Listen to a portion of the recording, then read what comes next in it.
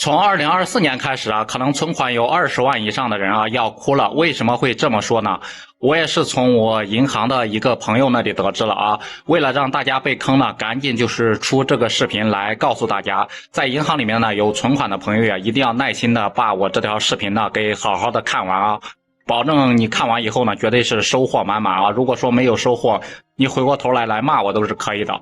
大家都知道，我们中国人呢有着存钱的一个好习惯，只要一有闲钱呢，就会第一时间存到银行里面。这样一来，就是可以第一是省着点花嘛，第二就是可以收获一些利息。然而现在却出现了一个问题，就是由于近2年了出现了一个楼市的低迷情况，包括贷款买房的人呢是越来越少，反倒是去银行存款的人呢是越来越多啊。这样一来呢，银行就着急了啊，大量的一个现金挤压，就是贷款嘛贷不出去，那头呢就是储户的一个存款呢还是要给利息的。为了中和这里面的一个矛盾啊，银行呢只能一次又一次的去下调那个存款的利率嘛。大家都知道这个存款的利率现在降到2点多了，已经到目前这个行情啊，那些存活期的人几乎就没有什么利息了啊。那些存定期的，包括3年的，包括5年的，哪怕你是存个10年的啊，也不管你是存了10万、20万还是50万，到手的利息真的是低的非常的可怜啊。那有没有一种存款方式，它这个回报是比较高，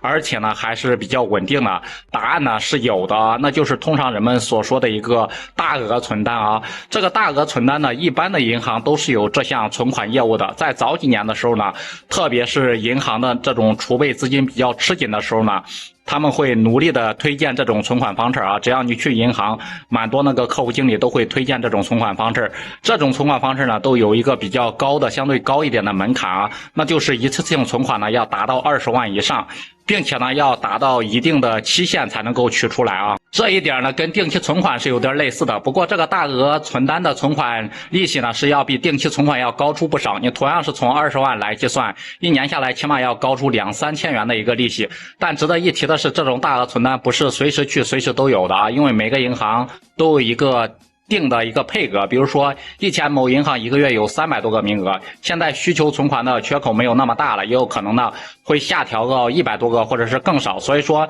你手上有几十万闲钱呢，可以尽快的到银行咨询一下，一定要趁早。相信呢越到后面了，这种存款的起点就会越高。之前呢一直听说起点是20万，现在大多数都涨到了30万，而且这个名额呢还非常有限。那么不管是你用哪种理财方式，最好呢还是量力而行，适合自己的呢才是最好的。如果换作是你手上有个20-30万的一个闲钱，你会选择存银行，还是用来炒股，包括买基金，又或是用来投资做实体呢？欢迎大家在评论区里面留言。好了，本期视频我们就分享到这里，喜欢视频的朋友多多关注、点赞支持。